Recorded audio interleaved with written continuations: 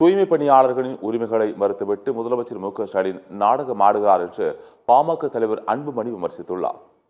அவர் வெளியிட்டுள்ள அறிக்கையில் வாழ்வாதாரத்தை உறுதி செய்ய வலியுறுத்தி 12 நாட்களுக்கு மேலாக போராடிய தூய்மை பணியாளர்களின் கோரிக்கைகள் மிகவும் எளிமையானவை, நியாயமானவை என்று குறிப்பிட்டுள்ளார். தூய்மை பணியாளர்கள் மீது காவல்துறையை கொண்டு ஏவிய அடக்குமுறைகளால் அரசின் கோரமுகம் அம்பலமாகிவிட்டதை அறிந்த முதலமைச்சர் மு.க.ஸ்டாலின் அதை மறைப்பதற்காக அமைச்சரவைக் கூட்டத்தில் தூய்மை பணியாளர்களுக்கான சில திட்டங்களை அறிவித்திருக்கிறார் என்றும் அன்புமணி குறிப்பிட்டுள்ளார். தூய்மை பணியாளர்களுக்கான அறிவிக்கப்பட்டுள்ள திட்டங்கள் அனைத்தும் அடித்தட்டு மக்கள் என்ற வகையில் அவர்களுக்கு இயல்பாக கிடைக்கக்கூடியவைதான். ஆனால் புதியதாக ஏதோ சலுகை வழங்குவது போல முதலமைச்சர் மாயையை ஏற்படுத்த முயல்வதாக விமர்சித்துள்ளார். இதைவிட மோசமான நாடகம் என்னவென்றால், முதலமைச்சர் அறிவித்த நலத்திட்டங்களை தாங்கள் வரவேற்பதாக கூறி தூய்மை பணியாளர்கள் முதலமைச்சரை நேரில் சந்தித்து நன்றி தெரிவிக்க ஏற்பாடு செய்ததுதான் என்று அன்புமணி விமர்சித்துள்ளார்.